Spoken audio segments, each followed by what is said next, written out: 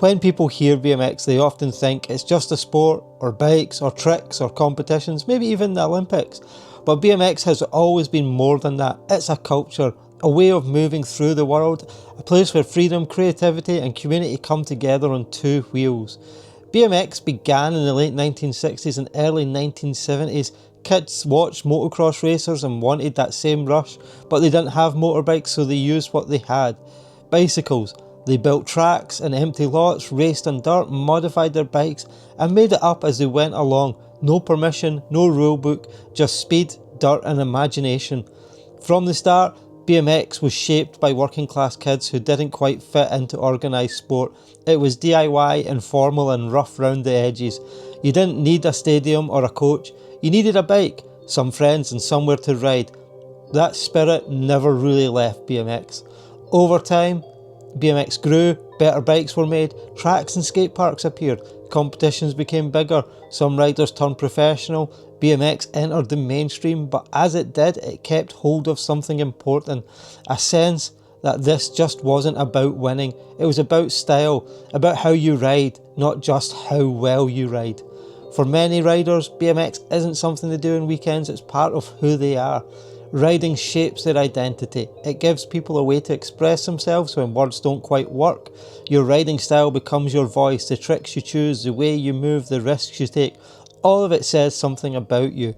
BMX encourages this individuality. There's no single correct way to ride. You're not expected to copy someone else perfectly. You're expected to find your own approach.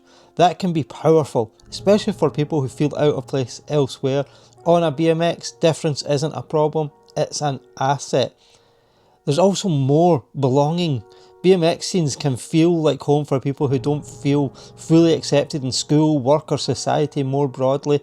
At a skate park or a dirt trails, it often doesn't matter where you're from, how much money you have or how you look. What matters is that you ride, you show up and you respect others and yourself. That sense of community grows through shared effort, riders helping each other learn tricks, they film each other, they build ramps together, they build trails, they fix broken spots and defend them when they're threatened. BMX communities are made, not given.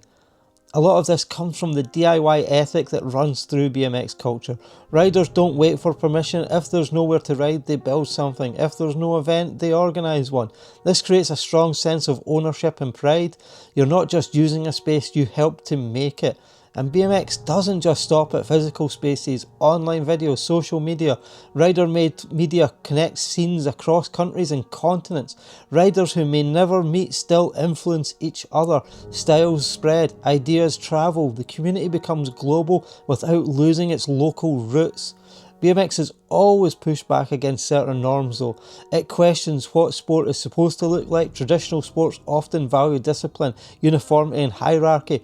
BMX values creativity, progression and personal expression. You don't have to win to be respected, you just have to win in a way that's honest. There's resistance too in the way BMX handles money and commercial influence. Brands and sponsors exist and always have, but many riders remain cautious. There's a constant tension between staying independent and being absorbed by corporate interests.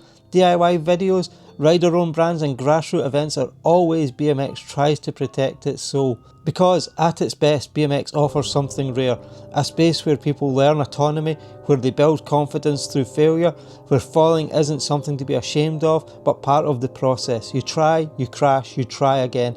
And these lessons don't stay at the skate park, they travel. Riders carry resilience, creativity and self-belief into the rest of their lives. BMX teaches people how to persist, how to collaborate and how to imagine alternatives. That's why BMX matters beyond bikes. It shows how culture can be built from the ground up, how communities can organise themselves, how people can create meaning outside traditional institutions. BMX reminds us that play can be serious, that rebellion can be joyful, that freedom doesn't have to be loud to be real. In a world that often feels increasingly controlled and fragmented, BMX quietly offers another way of being, one where movement, creativity and solidarity come first, one where people build their own paths literally and figuratively, and that's what makes BMX more than a sport. It's a living example of how identity, community and resistance can take shape